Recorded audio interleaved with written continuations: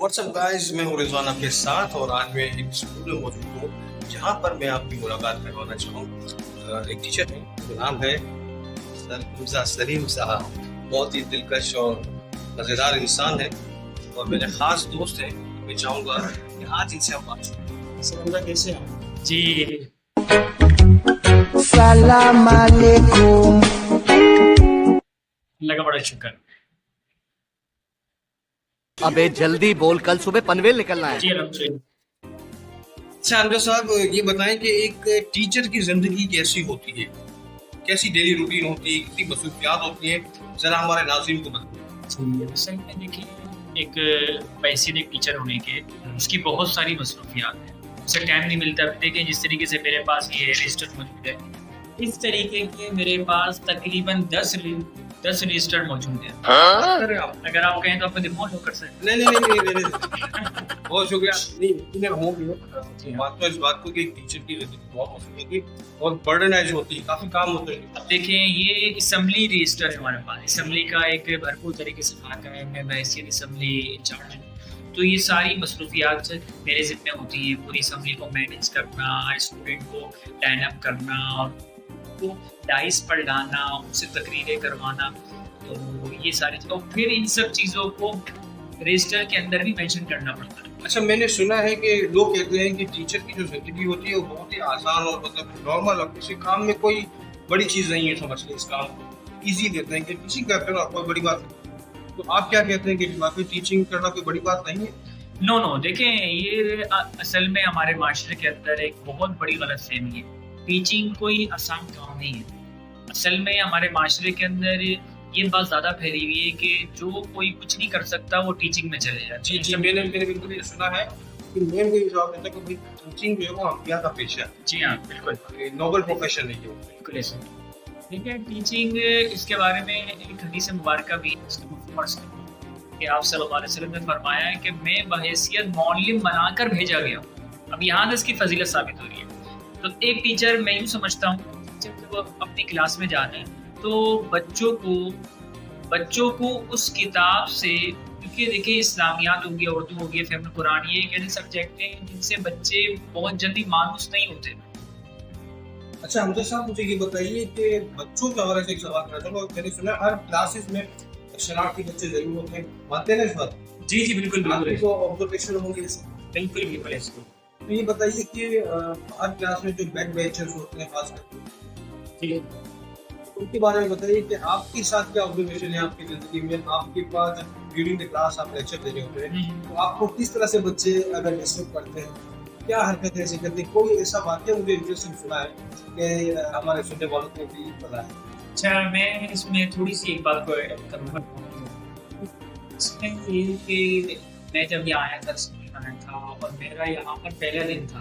With तो बच्चे मेरे कंट्रोल में, लेकिन जब मेरा पहला दिन था तो उस दिन जो बच्चों ने जो आवाज़ें निकाली आपको बता नहीं सकता। किस तरह की आवाज़ें थी वो?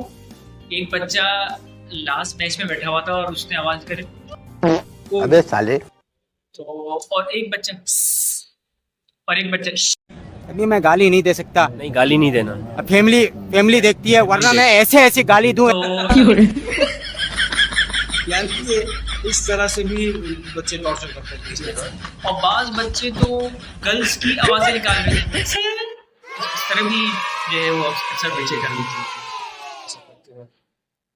अच्छा एक मुझे वाकया ऐसा इंटरेस्टिंग सुना है जो आपकी टीचिंग लाइफ में जो आज तक आपको ना भूला हो और बहुत ही सब जो आपको याद रहे हमेशा। जी हाँ, जी हमारे यहाँ पर एक सिंधी के टीचर थे स्कूल में, नाम नहीं, उनका नाम मैं यहाँ पर मेंशन करूँगा। तो जब हमारे यहाँ पर एग्जाम चल रहे थे तो एक स्टूडेंट ने कहा कि सर आप तारीख बताएं। क्या बताएं? सर आप तारीख तो बताएं कि आज कौन सी तारीख अच्छा है? तारीख पूछिए।